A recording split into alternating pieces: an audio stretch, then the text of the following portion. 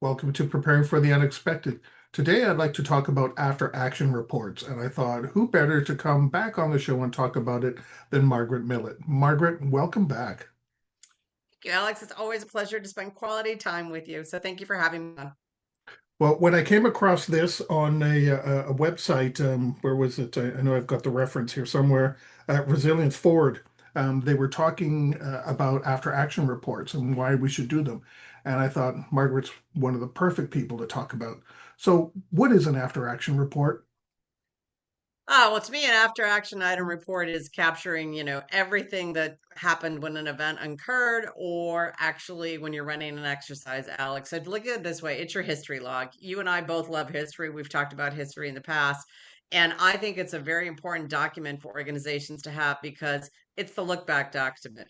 I want to know what happened in an exercise I conducted last April if I'm going to be conducting one again this April, because one of the gotchas might have been resolved last April, but I always want to go back and ask that line of business or the IT people, hey, have we had any issues since then? Anything else that we want to talk about?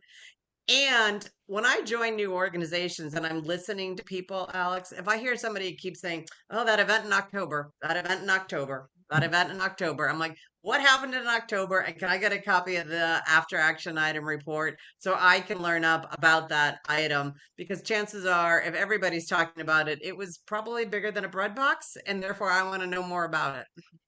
Well, what's the difference between an AAR and a findings report then? Or are they the Well, same? I'm going to say this, Alex, that's a tough one because sometimes it's tomato, tomato, depending on the organization. Mm. Where I'm going to say I think the thing that's slightly different is who's the author. I would look at an IT outage, for example, of the ABC app hiccups today. That would be an incident report. But the content of what's in there of the who, what, why, where, when, and how should be very similar, authored the way you want all those items in there as you would for an exercise or a test that you've conducted for our business continuity unit. Who should be in charge of this after action report? Because, like you said, it's going to list the who, what, when, where, why, and things like that in there in the action, sorry, the action report. I think I said findings report there. Oops, actions Yep, I know report. what you meant. Oh, good. So Who should be in charge of that? One person, or is it a free for all? People just go away with their own bit. Well, I'm going to say, Alex, again, it's a tough one because, I look at it, if it's something that I own and manage, I'm going to be the author of it.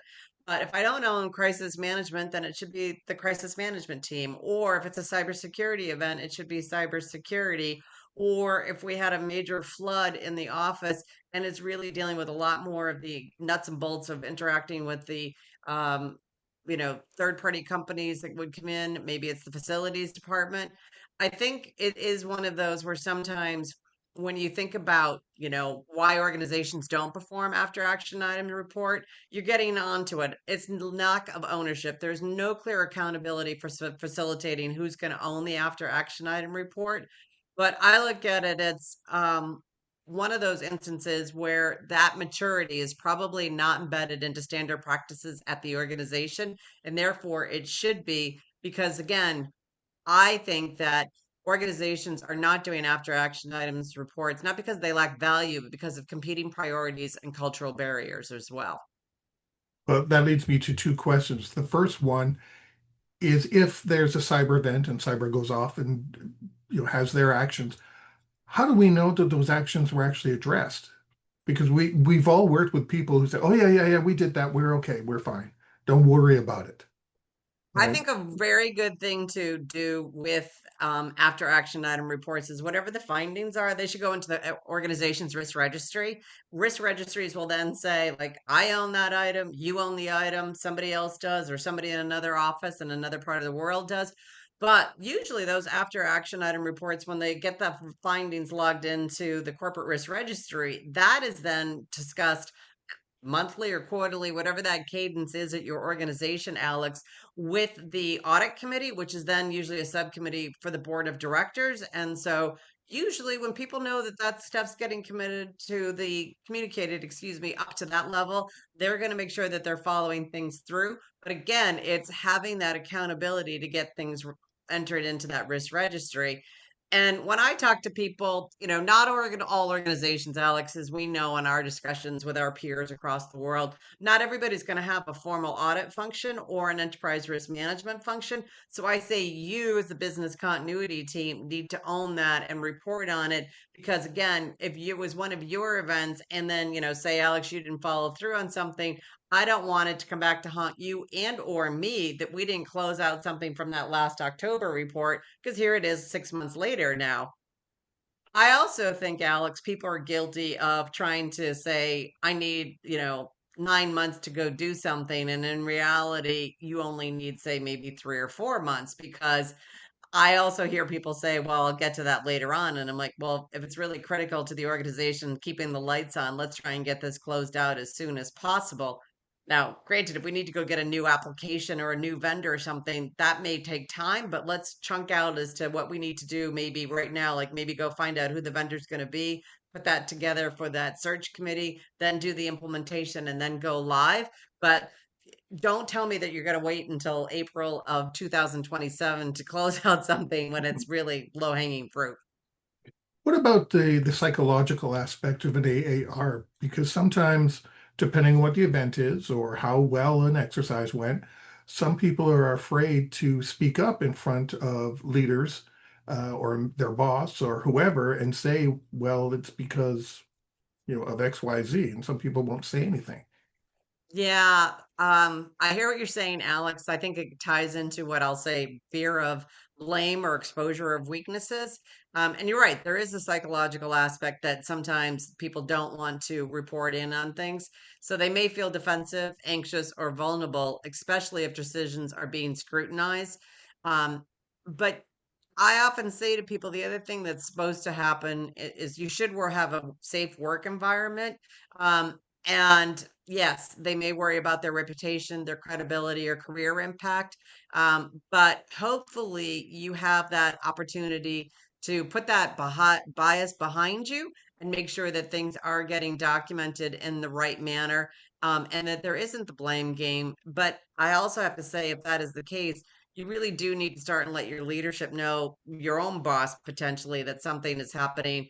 Or I hate to say it, sometimes, Alex, you have to document things because it can be that he said, she said, or they said game. And it is understanding your company culture. But I also think that we as the continuity professionals have to be mindful to call that out because if we continue to do exercise over exercise and we bury something that came out of something and didn't say it, and when a real event happens, leadership will say, well, why didn't we know this was happening? And somebody then could come forward and say, it was known in all these other exercises, but it never made it into an after action item report. Right. And if you've documented everything along the way, then you can say, this is why it never appeared in there. Everyone was afraid to Yeah, talk. right, No one wanted to bring right. it up. Yeah. So what is leadership's role in an AAR? Because you suggested, as the business continuity person or resilience person, we maybe not have to own it, but take the lead in following up and making sure things happen. So what's leadership's role? Um, in my opinion, leadership has to set the tone of whether the after action item reports are going to be effective and informative. They also have to make sure that they are demonstrating and championing the no blame culture focused on improvement. We are all human, Alex. We all make mistakes, and so do they. But they need to make sure that these things are getting documented for other reasons too, because they also have to be actively participating and listening and not just observing. To me, if an executive always gets a report that says everything is smooth sailing and everything's, green, they're not doing their job of, maybe asking, well, what about this? What about that?